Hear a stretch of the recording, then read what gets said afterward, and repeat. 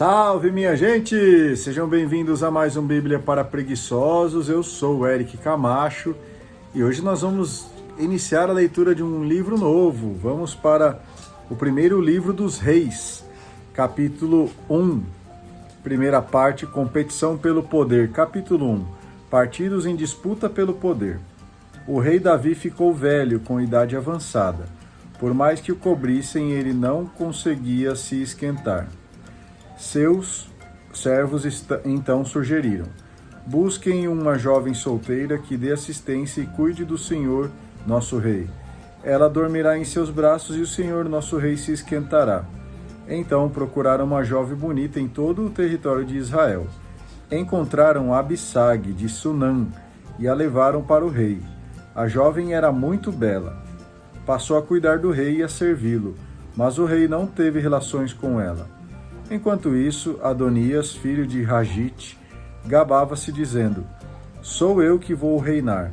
Arranjou um carro e cavalos, além de uma escolta de 50 guardas que iam na frente dele. Enquanto vivia, seu pai nunca o repreendeu, perguntando: por que você faz isso? Adonias também era muito bonito, mais jovem do que Absalão. Ele entrou em acordo com Joabe, filho de Sárvia, e com o sacerdote Abiatar, que aderiram ao partido de Adonias.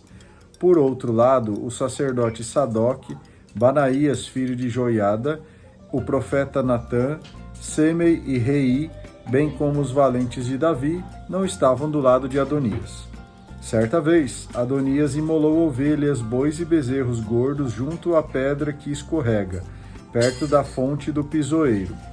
Convidou todos os seus irmãos, os filhos do rei e todos os homens de Judá que estavam a serviço do rei, mas não convidou o profeta Natã, nem Banaías, nem os valentes de Davi, nem o seu próprio irmão Salomão. Vitória do partido de Salomão. Natã disse então a Betsabeia, mãe de Salomão: você não ficou sabendo que Adonias, filho de Hagite, se proclamou rei sem nosso senhor Davi saber? Veja bem, agora eu vou lhe dar um conselho para que você salve sua vida e a do seu filho Salomão.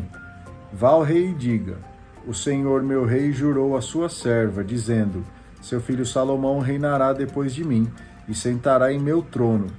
Então, por que é que Adonias se proclamou rei? Então, enquanto você estiver falando com o rei, eu entrarei depois de você e confirmarei o que você estiver falando. Betsabeia apresentou-se ao rei no quarto. O rei estava muito velho e Abissag de Sunã o servia. Betsabeia se ajoelhou e se prostrou diante do rei. E o rei lhe perguntou: o que você quer? Betsabeia respondeu: o Senhor jurou a sua serva por Javé, seu Deus.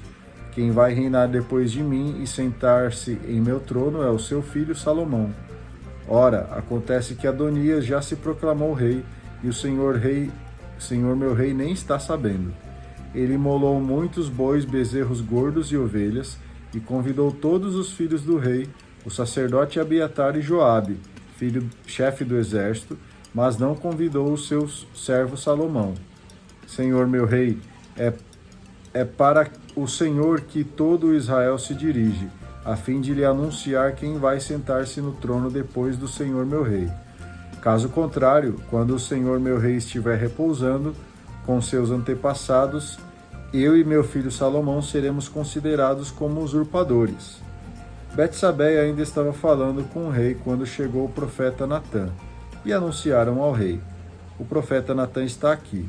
Então Natã se apresentou ao rei, prostrou-se diante dele com o rosto por terra e disse: Senhor meu rei, por acaso o Senhor disse: Adonias é quem vai reinar depois de mim e sentar-se no meu trono? Pois bem, hoje ele foi imolar muitos bois, bezerros gordos e ovelhas.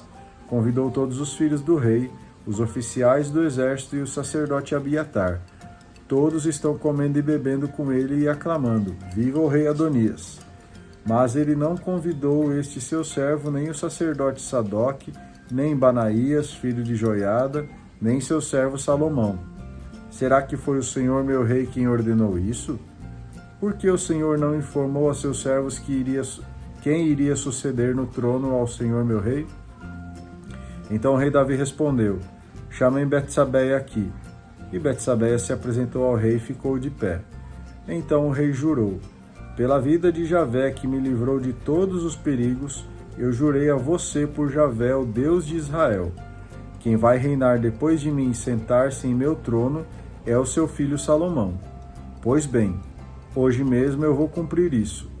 Betsabeia se ajoelhou com o rosto por terra, prostrou-se diante do rei e disse: viva o rei Davi, meu senhor para sempre.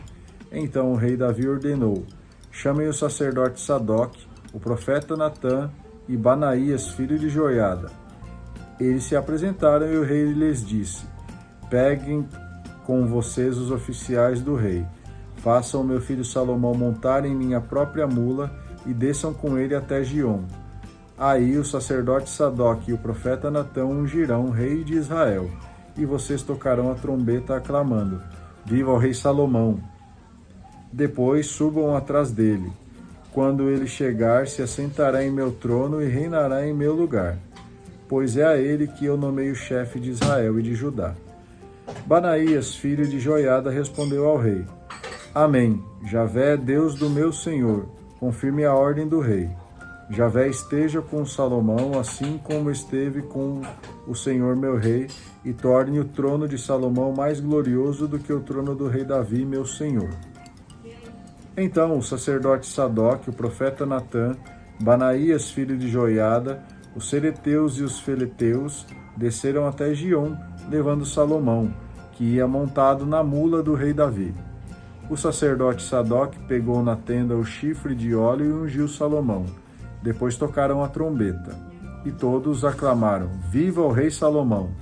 Em seguida, todo o povo subiu atrás de Salomão, tocando flautas e fazendo tamanho barulho que a terra se fendia com os gritos.